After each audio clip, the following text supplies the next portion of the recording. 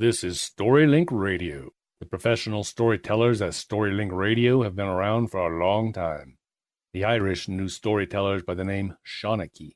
We are committed to bringing stories to life through the spoken word, as in traditional oral storytelling. We present stories of many genres: ancient myths and legends, short stories, full-length novels, science fiction, high fantasy, philosophy, traditions, classics, drama, fiction, non-fiction, romance, theater, ghosts and haunts, stories of the strange, and much, much more.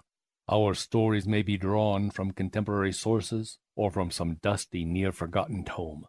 Regardless, it is a treat like no other to listen to stories and tales presented in a live format with the emotion and feeling a true professional storyteller brings, conjuring up images of yesterday, tomorrow, and fantasy. So join us at StoryLink Radio and let us be your Shawnee for a time. Our stories are presented before a live audience, then recorded for the StoryLink Radio podcast for your on-demand listening pleasure. Please visit StoryLinkRadio.com for show notes, to find out how to join our live audience, and for lots of free stuff, including free audiobooks and much more. Visit www.storylinkradio.com. So tonight, a doomed and haunted ship on its last voyage, story of the terrible sea devils, perhaps spirits of bygone buccaneers, that besiege it and finally drag it down to an unknown fate. This is The Shadow in the Sea by William Hope Hodgson. I went up the ladder, and I walked across to where the skipper and the second mate stood talking earnestly by the rail. And I was reminded that I didn't tell you could click on that green sign behind me and see a live video feed from the other grid if you want to. So I went ahead and told you that part. Click on that green sign, and you'll get to see a live video feed from the other grid. Oh, yeah, and back to the story. I went up the ladder and I walked across to where the skipper and the second mate stood talking earnestly by the rail. Tammy kept behind. As I came near to them, I caught 2 or 3 words, though I attached no meaning then to them. They were, "Send for him." And then the 2 of them turned and looked at me, and the second mate asked me what I wanted. I want to speak to you, and the old man, captain, sir, I answered. What is it, Jessup? The skipper inquired. Well, I scarcely know how to put it, sir. It's about these things.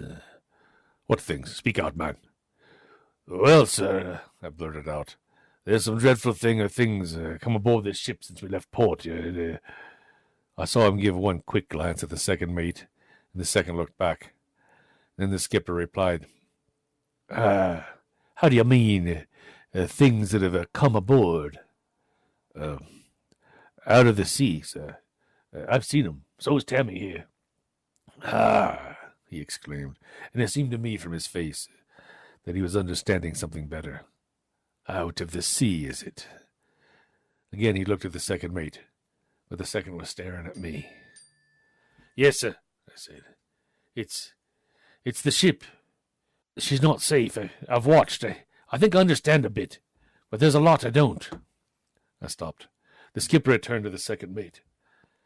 The second nodded gravely. Then I heard him mutter in a low voice, and the old man replied, after which he turned to me again.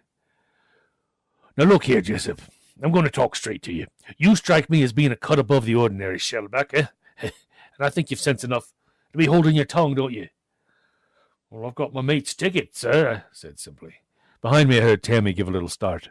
He had not known about it till then. The skipper nodded. Well, so much the better, then. I may speak to you about that later on.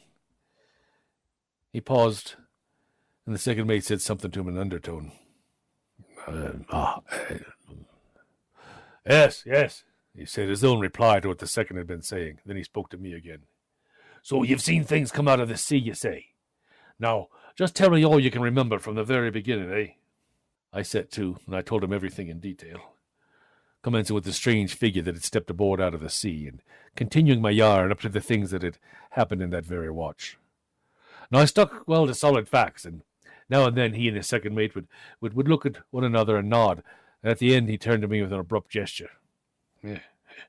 So you still hold, then, that you saw a ship the other morning when I sent you from the wheel? He asked. Yes, sir, I most certainly do hold with that. But you knew there wasn't any, he said. Yes, sir, I said in an apologetic tone. There was. And if you'll let me, I believe that I can explain it a bit. Well, go on. Now that I knew he was willing to listen to me in a serious manner, all of my funk and telling him had gone. And I went ahead and I told him my ideas about the mist and the thing it seemed to have ushered, I finished up telling him how Tammy had worried me to come and tell what I knew. So he thought then, sir, I went on, that you might wish to put into the nearest port, but I told him that I didn't think you could, even if you wanted to. How's that? He asked, profoundly interested. Well, sir, if we're unable to see other vessels, we shouldn't be able to see the land, eh? You'd be piling the ship up without ever seeing where you're putting her. The view of the matter affected the old man in an extraordinary manner, as it did, I believe, the second mate, and neither spoke for a moment, and then the skipper burst out. By gad, Jessup. If you're right, The Lord have mercy on us, aye. He thought for a couple of seconds, then he spoke again, and I could see that he was pretty well twisted up. My God, man, if you're right. The second mate spoke. The men mustn't know, sir. It'll be a mess if they found out. Yes, said the old man. He spoke to me.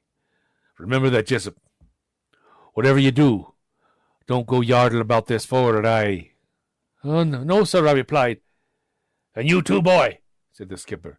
You keep your tongue between your teeth. We're in a bad enough mess without your making it worse. Do you hear? Yes, sir, answered Tammy. The old man felt compelled to stress this to Tammy, because Tammy was the ship boy, but he weren't a very good ship boy. The old man turned to me again. These things are creatures that you say come out of the sea. You've seen them. You've never seen them, right? Except after nightfall, you're telling me. No, sir, I replied. I've never seen them. He turned to the second mate. Well, so far as I can make out, Mr. Tulipson, the danger seems to be only at night, eh? It's always been at night, sir, the second answered. The old man nodded. So, have you anything to propose, Mr. Tulipson? Well, sir, I think you ought to have her snugged down every night before dark, then. He spoke with considerable emphasis. Then he glanced aloft and jerked his head in the direction of the unfurled gallants. It's a damned good thing, sir, that it didn't come on to blow any harder. The old man nodded again. Yes, he remarked. We shall have to do it, but God knows when we'll get home. Well, better late than not at all, I heard the second mutter under his breath. Out loud! And the lights, sir? Yes. I'll have lamps in the rigging every night after dark. Very good, sir, answered the second, and he turned to us. It's getting daylight, Jessup, he remarked with a glance at the sky. You'd better take Tammy there with you and shove those lamps back again into the locker. Aye, sir, I said, and we went down off the poop with Tammy. When 8 bells went at 4 o'clock and the other watch came on deck to relieve us, it had been broad daylight for some time. Before we went below, no, I didn't say I went off to poop with Tammy. He went off the poop with Tammy, the poop deck. He didn't go off to poop with Tammy. I tell you, these pirates. When 8 bells went at 4 o'clock, 8 bells, 4 o'clock, shouldn't it be 4 bells? But again, pirates, sailors. When 8 bells went at 4 o'clock and the other watch came on deck to relieve us, it had been broad daylight for some time. Before we went below, the second mate had 3 t'gallants set, and now it was light. We were pretty curious to have a look aloft, especially up the fore, and Tom, who had been up to overhaul the gear, was questioned a lot when he came back down as to whether there was any signs of anything queer up there, other than Tom himself, of course. But he told us there was nothing unusual to be seen. At 8 o'clock, when we came in on deck for the 8 to 12 watch, I saw the sailmaker come forward along the deck from the second mate's old berth. He had his rule in his hand, and I knew he'd been measuring the poor beggars in there for their burial outfit. From breakfast time until near noon he worked, shaping out 3 canvas wrappers from some old sailcloth. Then with the aid of the second mate and one of the hands, he brought out the 3 dead chaps onto the after hatch, and there he sewed them up with a few lumps of holy stone at their feet. He was just finishing when 8 bells went, and I heard the old man tell the second mate to call all hands aft for the burial. This was done, and one of the gangways was unshipped. We had no decent grating big enough, so they had to get off one of the hatches and use it instead, you see. The wind had died away during the morning. The sea was almost calm. The ship lifted ever so slightly, to an occasional glassy heave. The only sounds that struck on the ear were the soft, slow rustle and the occasional shiver of the sails and the continuous and monotonous creak of the spars and the gear and the gentle movements of the vessel. And it was in this solemn half-quietness that the skipper read the burial service. They had put the Dutchman first upon the hatch. I could tell him by his stumpiness, even though he was wrapped up in the sail. When at last the old man gave the signal, the second mate tilted his end and he slid off, down into the dark. "Oh, poor old Dutchy," I heard one of the men say. I fancy we all felt a bit like that. Then they lifted Jacobs onto the hatch, and when he had gone, when Jock was lifted, a sort of sudden shiver ran through the crowd. Jock had been a favourite in a quiet way, and I know I felt all at once just a bit queer. I was standing by the rail upon the after bollard, and Tammy was next to me, while Plummer stood a little behind as the second mate tilted the hatch for the last time.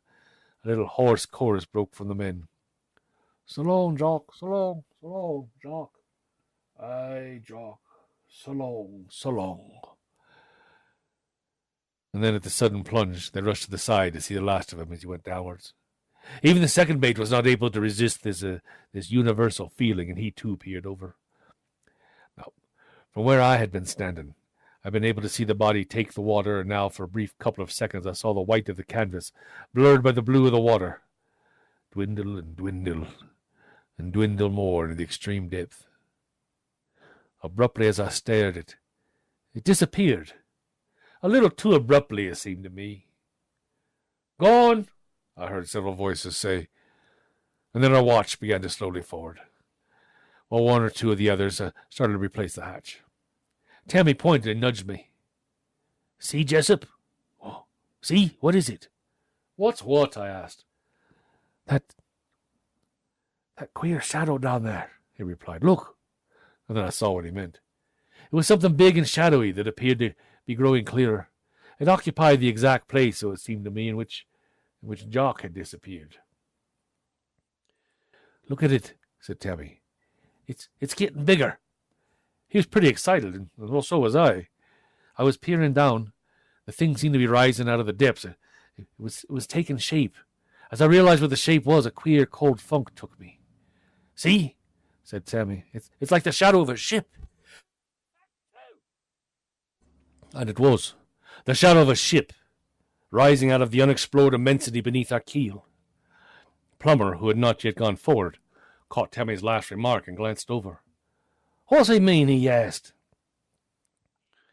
"That," replied Tammy, and pointed. I jabbed my elbow into his ribs, but it was too late. Plummer had seen. Curiously enough, though, he seemed to think nothing of it. "Bah, that ain't nothing, except the shadow of our own ship," he said, and Tammy, after my hint, let it go at that. When Plummer had gone forward with the others, I told him not to go telling everything round the decks like that.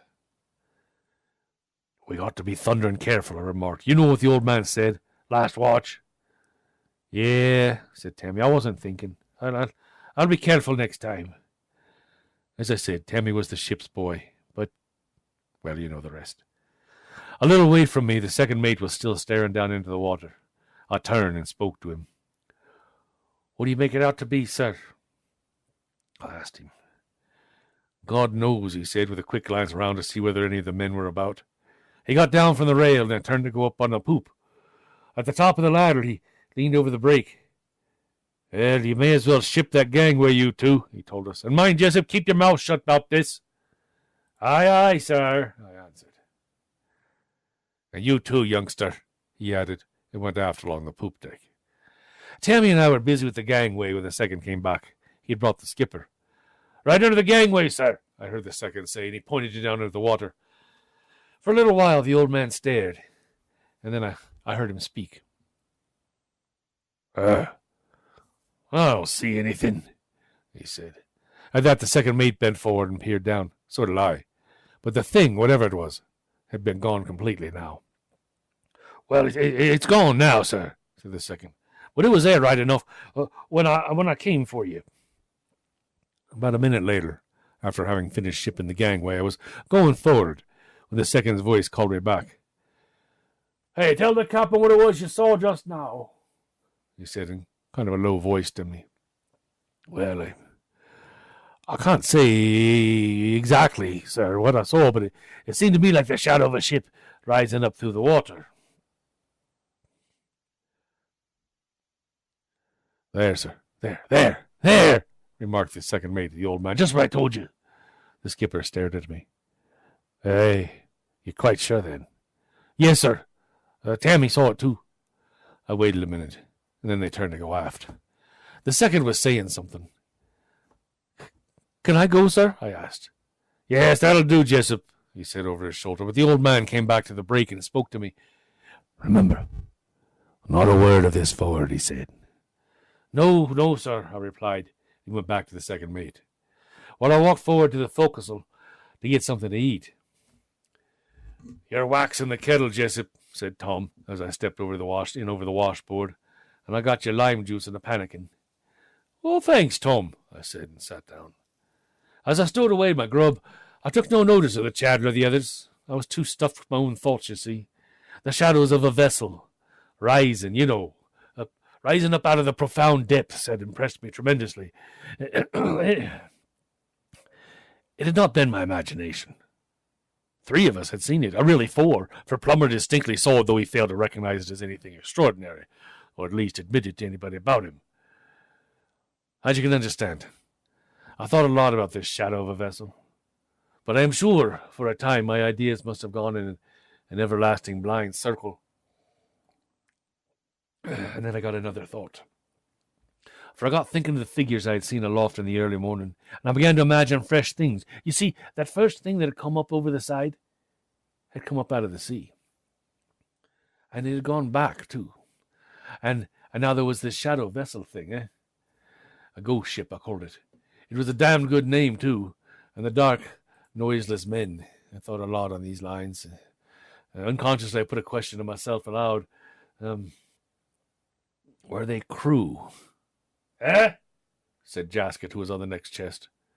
I took hold of myself, as it were, and I glanced at him in an apparently careless manner. Did I speak? I asked. Yeah, mate, he replied, eyeing me curiously. You said something about a crew, or? Aye, I must have been dreaming, I said. I rose up to put away my plate. At 4 o'clock, when again we went on deck, the second mate told me to go with a paunch mat that I was making. Well, Tammy he sent back to get his sinnet. I had the mat slug on the foreside of the main mast, between it and the after end of the house, and in a few minutes Tammy brought his sinnet and yarns to the mast and made fast to one of the pins. So what do you think it was, Jessup? He asked abruptly after a short silence. I looked at him. What do you think? I asked. Well, I don't know what to think, but I've got a feeling it's something to do with all the rest. He indicated aloft with his head. I've been thinking too, he remarked. Ah, that is? Well, yes, I answered, and I told him how the idea had come to me at dinner, that the strange men shadows which came aboard might come from the indistinct vessel we had seen down in the sea. Oh, good Lord, he exclaimed as he got my meaning. And then for a little while he stood and thought. That's where they live, you mean? He said at last, and paused again. Well, I replied, it can't be the sort of existence we should call life, eh? Under the sea on a ghost vessel, as it were. No.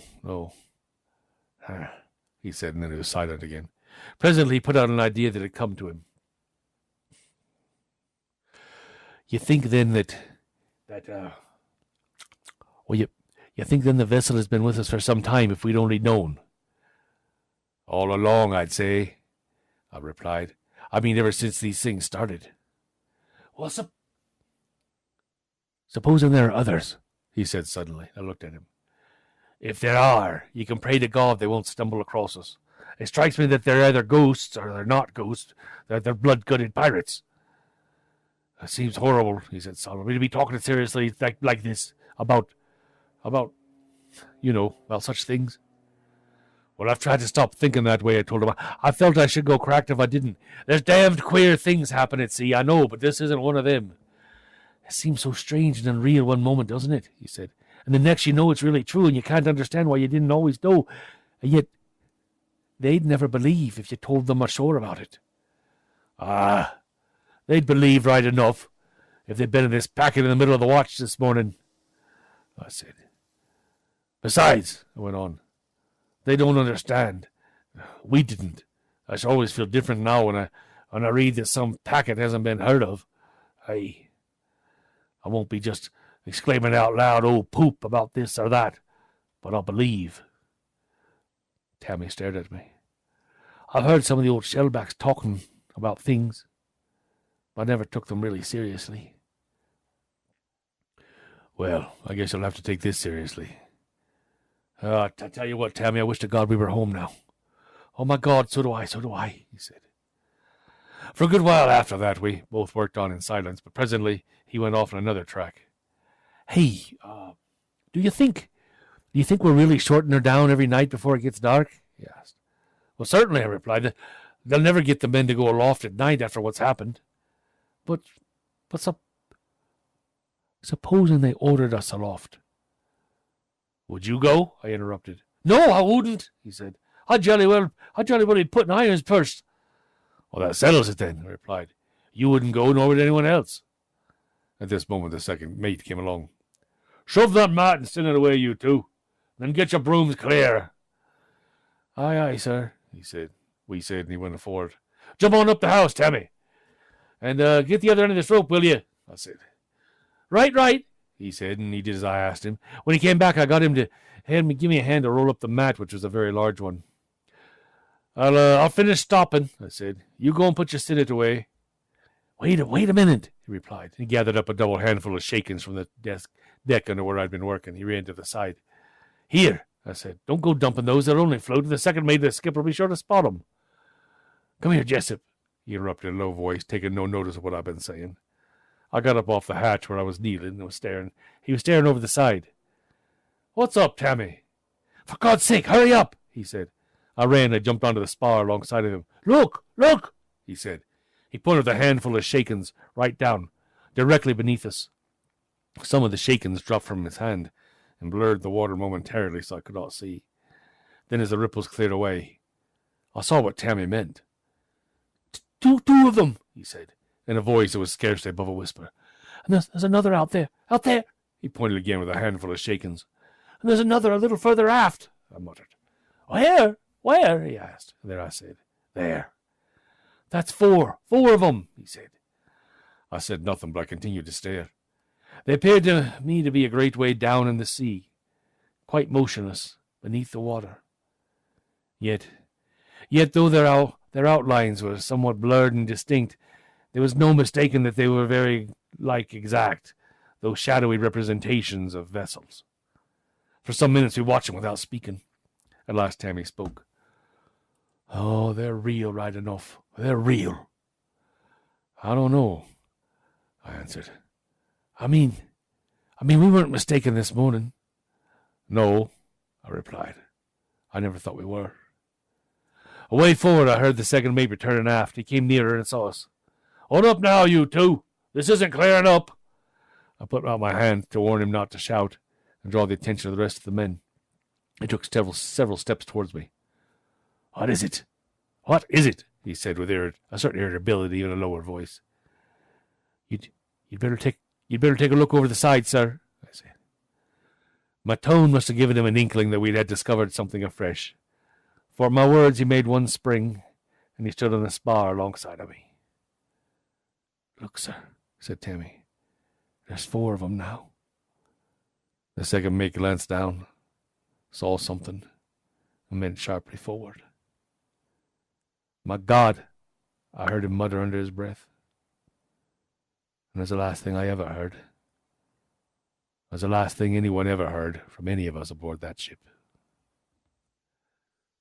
That's The Shadow in the Sea by William Hope Hodgson. Thank you for listening to StoryLink Radio. If you like what you've just heard, we hope you will subscribe to our podcast and pass along our web address, www.storylinkradio.com. Be sure to visit our website for show notes, to find out how to join our live audience, and for lots of free stuff, including free audiobooks and much more. Join us next time for another story from StoryLink Radio.